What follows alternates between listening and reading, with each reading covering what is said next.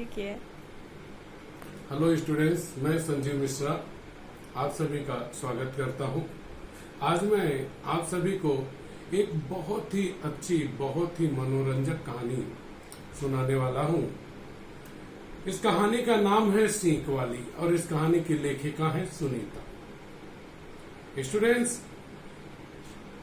सीख वाली ये वर्तमान समय में 70 वर्ष की महिला है और पूरा गांव उन्हें सीख वाली ताई के नाम से बुलाता है। सीख यह उनके मायके के गांव का नाम है। वे जहां से आई हैं उस गांव का नाम है सीख। जब वे 16 वर्ष की थी और विवाह करके वे सालवन गांव में आई तो यहाँ सालवन गांव के लोगों ने उनको सीख वाली ताई कहना शुरू किया। यह नाम क्यों पड़ा, कैसे पड़ा, किसने रखा, इसके बारे में किसी को कोई जानकारी नहीं। उनके पति फौज में थे। पति उनका नाम उनके किशोरी लाल था। बहुत खुश मिजाज थे, दिलेर थे, बहादुर थे, साहसी थे। लेकिन कहते हैं कि मेरे मन कछु और है, करता के कछु और। इंसान कुछ और सोचता है और हकीकत में कुछ और हो जाता है। ऐसा ही कुछ हुआ। ताई को महज 5 वर्ष तक अपने पति का साथ, उनका प्रेम मिला। एक दिन सूचना आई कि उनके पति का देहांत हो गया, वो शहीद हो गए। तब से ताई बिना पति के रह गई, विधवा हो गई। कुछ वर्षों तक उनके सास ससुर का साथ भी उनके साथ में रहा, लेकिन वो भी साथ छोड़ गए। अब ताई निपट अकेली हो गई। ऐसे में जब व्यक्ति अकेला हो, कोई उसके सुख दुख को बांटने वाला न हो, व्यक्ति अपने मन की भावनाओं को, मन के विचारों को किसी से न कह पाए, ऐसे में वह बहुत चिड़चिड़ा हो जाता है, बहुत क्रोधी हो जाता है। बात बात पे उसे गुस्सा आने लगती है। ऐसा ही कुछ सीख वाली ताई के साथ हुआ। उनकी कदकाठी बहुत बड़ी थी। उनका सांवला रंग था, पक्का रंग था। उनके चेहरे पर मर्दों की तरह भाव होते थे, सख्त, कठोर। आवाज इतनी रोबीली थी कि बच्चे क्या बड़े भी सुनते तो कांप जाया करते थे। ऐसी रोबदार आवाज वाली दबंग सीख वाली ताई से पूरा का पूरा मोहल्ला, पूरा का पूरा गांव डरा करता था। अगर कोई उन्हें एक सुनाता तो उसको वो 4 सुनाती। खरी खरी कहने में उनका कोई सानी नहीं था। सीख वाली ताई बहुत ही कठोर थी। कठोर होने के साथ बहुत दबंग थी। कड़वी बातें तो उनकी जुबान पे होती। आपने अगर उन्हें कुछ भला बुरा कह दिया तो उसका 10 गुना जब तक वे नहीं सुना लेती तब तक उन्हें संतोष नहीं होता। ऐसी सीख वाली ताई से गांव के बच्चे तो बहुत डरा करते थे। वे उनकी आवाज, उनकी लाठी की ठकठकाहट अगर सुन लेते तो भाग जाते थे। अगर बच्चे दूर के मैदान में खेलते रहते, सीख वाली ताई को उनके शोर से परेशानी होती तो वे क्रोधित होकर के लाठी ठकठकाती। बच्चे लाठी की आवाज सुनते उड़न छू हो जाते, गायब हो जाते, भाग जाते। पड़ोस में ही एक छोटी सी बालिका, एक छोटी सी लड़की नीना रहा करती थी। उसे भी ताई से बहुत डर लगता था। स्वाभाविक है कि जो इतना डरावना है, इतना रोबदार है, इतना दबंग है, तो उससे कोई भी डरेगा। वो तो छोटी बच्ची थी, वह भी बहुत डरा करती थी। लेकिन नानी के कहने पे वो अक्सर सीख वाली ताई के घर पर सीख वाली ताई के घर पर लस्सी लेने के लिए आया करती। सीख वाली ताई न जाने उसमें क्या पाती कि उनका पत्थर जैसा हृदय भी पिघल जाता। वे मक्खन निकाल कर उसे देती, मक्खन खिलाया करती, गर्म गर्म रोटियां बनाती, उस पर मक्खन लगाकर खिलाती।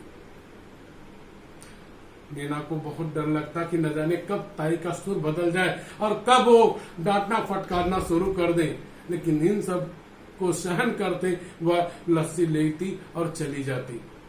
सीख वाली ताई उसे पिद्दी पिद्दे की कहानियां सुनाया करती, राजाओं की, परियों की कहानियां सुनाती। नीना चाव से सुना करती थी। धीरे धीरे करके नीना और ताई की यह दोस्ती पूरे गांव में प्रसिद्ध हो गई। नीना को अब धीरे धीरे ताई से कम डर लगने लगा। ऐसे में एक दिन नीना को एहसास हुआ कि ताई को आंख से कुछ कम दिखता है। कारण यह था कि ताई ने नीना को घी और बूरा खाने के लिए देने को कहा, और जैसे ही वो बूरा निकालने गई तो नीना को महसूस हुआ कि शायद ताई को कम दिख रहा है, क्योंकि वो घी की जगह नमक डालने जा रही थी। तब नीना दौड़ कर गई, अपनी नानी के द्वारा बनाए गए काजल को लेकर आई और वह डिबिया उन्होंने उसे दे दिया और कहा कि इसे कुछ दिन तक लगाइए, आपकी आंखों की रोशनी बढ़ जाएगी। नीना के द्वारा दिए गए काजल को ताई लगाने लगे, उसको आशीर्वाद पे आशीर्वाद देने लगी। यह बात गांव के बच्चों को पसंद कम आई। बच्चों का वैसे ही बूढ़ों से स्वाभाविक बैर होता है। बच्चे बूढ़ों को देख लेते हैं तो चिढ़ाना शुरू कर देते हैं। वही कुछ होता। बच्चों को यह बात अच्छी तरह पता थी कि सीख वाली ताई वह केवल एक समय खाना बनाती हैं और दोनों समय खाती हैं। उन्होंने गाना बना लिया, सीख वाली ताई कितनी रोटी पकाई, कितनी खाई, कितने बिलौटे ने आकर चुराई। बच्चे यह गा गा के खूब आनंद लेते, और वे उन्हें जब पता चला कि सीख वाली ताई मक्खन खिलाती है नीना को, तो वो भी बर्दाश्त नहीं हुआ उनसे, और वे गाने लगे, सीख वाली ताई खोल के ढक्कन खिला दे मक्खन, तू पिए छाछ हम खाए मक्खन। इस तरह से बच्चों की शरारतें दिन प्रतिदिन बढ़ती जा रही थी। एक दिन अचानक बच्चों ने कुछ ज्यादा शरारत कर दी, ताई को ज्यादा चिढ़ा दिया और ताई उनके पीछे लाठी लेकर दौड़ पड़ी। परिणाम यह हुआ कि बूढ़ा शरीर और रास्ते में खड्डे थे। ताई का पैर एक खड्डे में फंस गया। ताई जोर से गिर गई, लाठी छूटकर दूसरी तरफ जा गिरी। ताई का सिर फट गया और उनका पैर भी एक गड्ढे में फंसने के कारण उसमें मोच आ गई।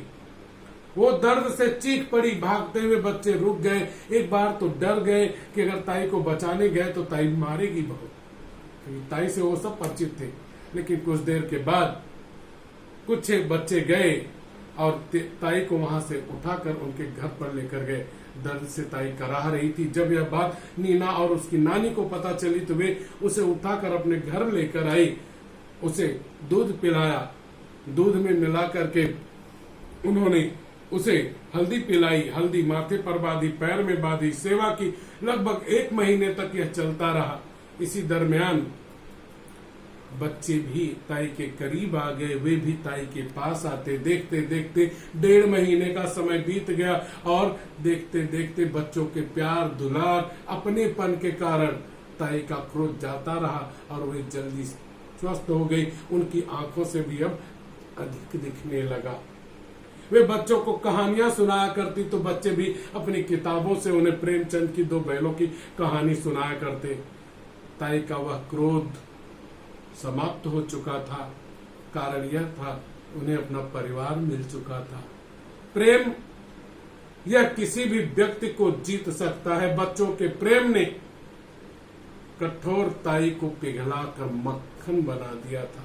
आज हम इसी कहानी को पढ़ने जा रहे हैं, जिसकी लेखिका है सुनीता और पाठ का नाम है सीख वाली। धन्यवाद।